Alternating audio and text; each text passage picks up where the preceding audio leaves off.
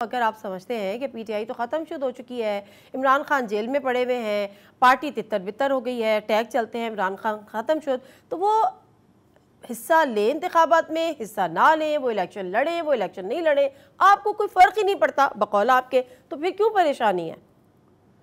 बिस्मिल्लाह रहमान रहीम। देखिए, कतई तौर पे कोई परेशानी नहीं है। बात कायदे कानून की है। अगर ईसीपी का कायदा कानून जो है वो वायलेट हो रहा है और उसके मुताबिक चीज़ें नहीं चली, तो क्या पीटीआई को खुली छुट्टी मिल जाए?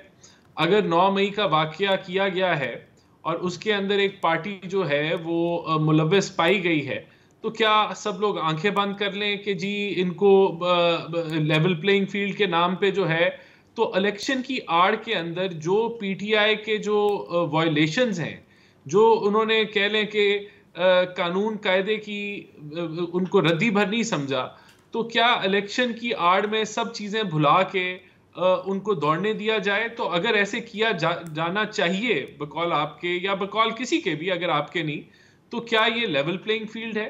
ऐसे नहीं होता। अगर इस मुल्क में कायदा कानून है तो वो फॉलो होना चाहिए।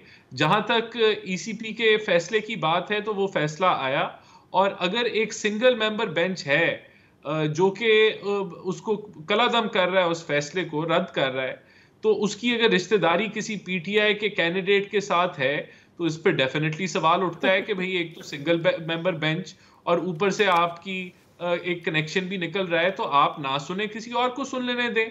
तो फिर ये सारे मामलात पे देखें, बात तो कायदे कानून की हो रही है, हमें कोई डर खौफ की तो बात नहीं हो रही। तो मैं समझता हूं कि ये कहना कि ये बातें इसलिए रेज हो रही है, कतई तौर पे ऐसा नहीं है।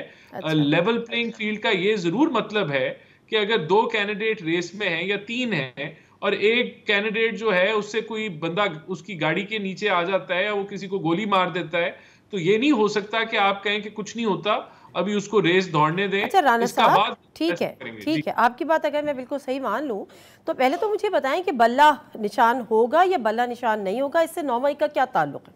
और अगर नई 9 मई के ताल्लुक का पूरी के पूरी पार्टी जिम्मेदार है, तो फिर तो पार्टी में बैन होने चाहिए, मुतालबा करें आप।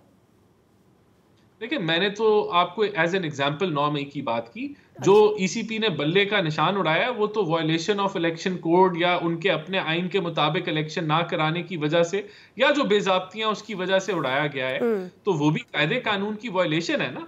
तो अगर वो है, तो फिर ये कह देना कि कुछ नहीं होता, भाई ये जमात जो है वो जो मर्जी करे, आप तो ये आप प्रेसिडेंट नहीं सेट कर सकते ना। या तो ये सबके लिए हो कि किसी जमात का कोई आइन ना फॉलो हो, कोई इलेक्शन के वो जो जो एक्ट बना हुआ है उसके मुताबिक वो इंटरनल अपना इलेक्शन ना कराएं, जो मर्जी करते रहें, तो ये फैसिलिटी सबके लिए हो, तो ऐसा बिल्कुल बात सही है। कायदे कानून की है। जी बिल्कुल जी। ठीक है।